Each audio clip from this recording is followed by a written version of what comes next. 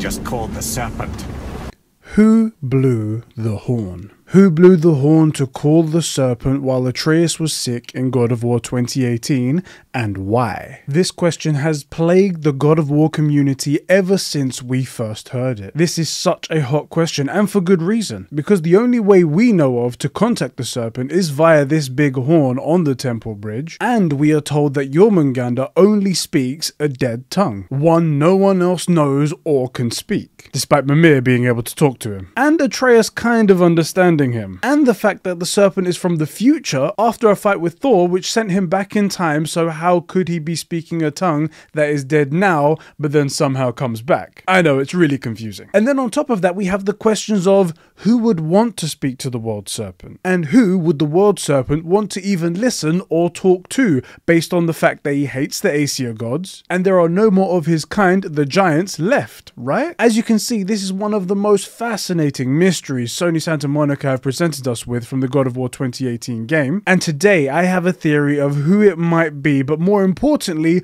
why she might have spoken to Jormungandr and what about, and how it ties into my previous great theories of there being two timelines and how all of these events all have been foreseen. Yes, I said she because it is my theory that the one who blew the horn is of course ANGRBODA, the future wife of Loki and the mother of Jormungandr. Of course it's her. I have heard many theories over the years, even before I started making theory videos for myself, and while a lot of people have had a lot of cool ideas that make for very fantastic stories, none of them really fit in my opinion, or leave too many loose ends. My theory, without tooting my own horn, fits perfectly and ties into my other grand ideas, so yeah, I think it's going to be pretty special. And it even ties into my next video where I believe I've figured out how God of War Ragnarok is going to end. I'm really proud of it. I think this is going to be my biggest video yet. My name is Eddie, and if you enjoyed this video, hit that like button and subscribe to the channel for more God of War Ragnarok content. So here we go. It is my theory that ANGRBODA is the one who blew the horn to call Jormungandr. The why, however, is the most important part. I believe she blew the horn to tell Jormungandr of important events that need to happen in the near future, like taking Kratos and Atreus and dropping them at the corpse of Thamor the Giant for the final boss fight, because she is also aware of the events in this timeline,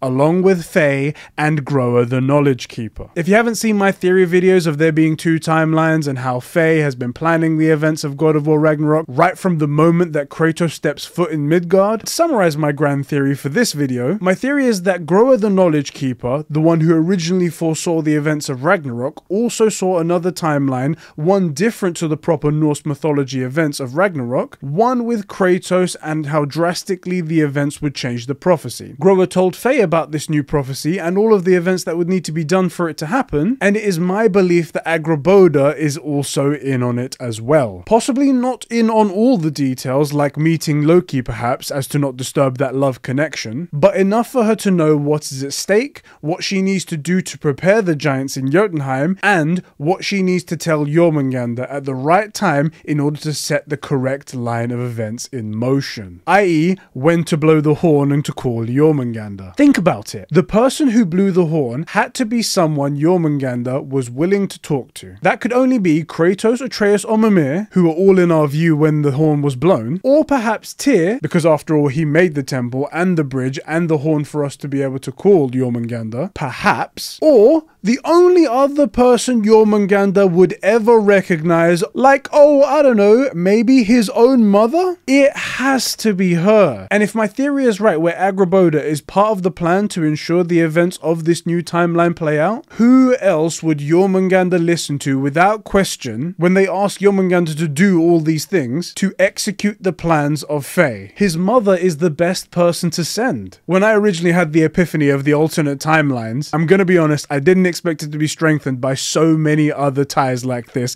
and how Kratos came to Midgard, etc. But man, it has worked out so damn well. Honestly, let me know if you guys see what I'm seeing here. I do believe that it cannot be be anyone else but ANGRBODA. And also, one little final point here. I know that we've seen Faye and Tyr work together in murals, but in this timeline, Tyr would also have to be in on the plan as well with Faye, right? I mean, it's not a massive stretch to think that, because Tyr did help Faye hide the Jotunheim towers from all the other realms, but Tyr did build the bridge with the horn on it. A horn with its sole purpose of being able to get the attention of Jormungandr, a being that wouldn't have existed in this world for hundreds of years, because Atreus wasn't even born when the temple was made. So yeah, it's very possible that Tyr is in on the events, and we are going to meet Tyr at some point in the next game. I wonder how that's all going to play into it. Should be very interesting. Anyway, guys, that's my theory on who blew the horn in God of War 2018. Let me know in the comment section if you have any other thoughts or any connections that you've made now that you've heard me say this theory. And if you enjoyed this video, don't forget to hit that like button, and I'll catch you guys all in the next one. All right, boys? Bye-bye.